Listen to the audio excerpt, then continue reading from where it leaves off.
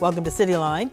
Immigration and Customs Enforcement agents are continuing to target immigrants, both undocumented and those who have work permits. And that's impacting local restaurants where many of Boston's immigrant community earn a living and contribute to the local economy. Paul Dama, the longtime operations manager of the popular West African restaurant Suya Joint in Roxbury, has been detained since June. At his latest hearing, a judge denied his bond. He now must wait until the end of September for an asylum hearing. It hasn't been approved, nor has it been denied. He is detained for not being legal in the country, yet his asylum case is pending. His sister, Cecilia, is the owner of the restaurant. She says if ICE refuses to release him while his case is pending, she may be forced to shut down the restaurant. Paul's family set up a GoFundMe page. It's already raised more than $48,000 to cover his attorney's fees. And Suya Joint is not alone. A restaurant in Central Square was reportedly targeted.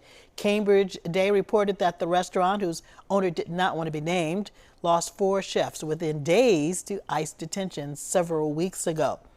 One detained chef had worked at the Central Square restaurant for 22 years and another for 16 years. Well, joining us now is Seth Gerber. He's a board member of Mass Restaurants United and co-owner of the Meter Restaurants, and Nathalie LaCour, the owner of Gourmet Creole Haitian Food and Truck Restaurants. So happy to have you both here today to talk with us about this. So Seth, the U.S. Center for Migration Studies estimates that there are approximately 1 million undocumented immigrants working in the restaurant industry. What have you been hearing from your members about the impact of the administration's immigration policy? Yeah, I mean, people have to understand that the restaurant business is enormous, right? We employ more than 15 million people, and we are a $1.4 trillion industry. And even at a local level, right, you're starting to see more and more conversation around things regarding call-outs or last-minute no-shows, people that are worried about traveling outside of their homes, people are having trouble filling positions. So there's a number of different issues that are impacting restaurants, and there's 2 parts of the conversation. There's one part that's the measurable, quantifiable impact, which is a slow thing that's building over time as we see these detentions month over month. But then there's also just the anxiety and the fear and kind of the uncertainty of what's happening right now, and that's more of what we're dealing with. So have you heard, I assume you have, from restaurant owners who have employees who are afraid to come to work or who have given up maybe and left the United States?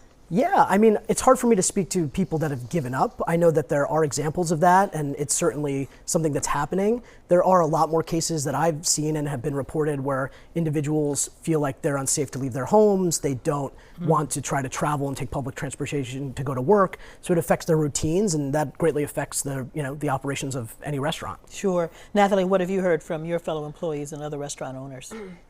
Well, definitely call outs, but one of the things that we have to remember, these, migrants, immigrants, they have a lot of responsibilities. So some of them, most of them, will take that risk to get to work. So because they have people to feed back home as well. Seth, the restaurants rely on the immigrant community. What happens if those workers are no longer available? Who's going to fill the jobs? It's tough to say. I mean, we haven't really seen something like this in recent memory.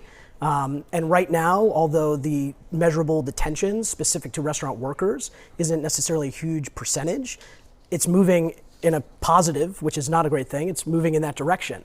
So, I wouldn't be surprised to see wages come up. If there's an imbalance between supply and demand for jobs, there's already 1 million unfilled jobs in food and beverage across the country, and making it harder to fill those positions is going to push wages up, which in itself is not a bad thing, but the restaurants adjust by increasing menu prices. So I think it's going to be inflationary, and it's going to impact the level of service or the number of services or maybe even the length of meal periods.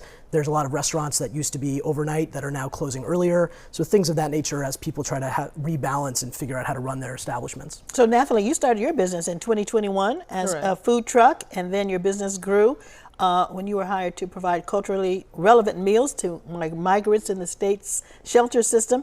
You were then also able to hire from the immigrant community to support that aspect of your business. So how is your business being impacted by this increased immigration enforcement? Well, my business is being impacted by, my employees basically are afraid to come to work. But we are also, what we're doing to make sure that everybody is stable and comfortable is that we have hired a nonprofit agency to sponsor our employees to get their green card. I am noticing because of a lot of businesses having to close because of the migrants not coming, a lot of people are coming into our in restaurant asking for employment, and unfortunately I can't help them because of their improper status. That was in fact my next question, because we know that both documented workers and undocumented workers have concerns about what's going to happen to them, and I was just wondering, what are you advising your employees to do? Well, when I started detaining people here in Massachusetts, we went ahead and hired an attorney to come in and talk to everybody and explain to them their rights. So, if ICE was coming, to them, that they were being presented with the proper documentation if they did have to go. So that's the measures that we took.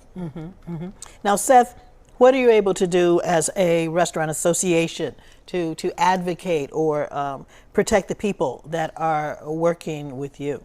So the biggest thing we're focused on right now is just trying to connect restaurateurs, managers, but most importantly, hourly and line level employees in the business with the resources that they need. Sometimes it's hard to get answers to questions, and if you don't have a thoughtful restaurant owner that's bringing in an attorney or helping to navigate this, you're not sure where to go. So things, like providing a webinar. We just did a webinar with a company called Hopdov. They're an amazing human resources advisory firm about I-9 verifications, what the rights are for business owners, just navigating the HR challenges, looking at whether or not there's local nonprofits that are offering low bono or pro bono legal work. So trying to connect the dots and help provide as many resources, and just also be there to diffuse anxiety and just be a voice. Now, Nathalie, you're both a business owner and part of the Haitian community that's been heavily impacted by immigration policies. I'm assuming this must be also very personal to you on a different level. What is it that you want customers in the greater Boston community to understand about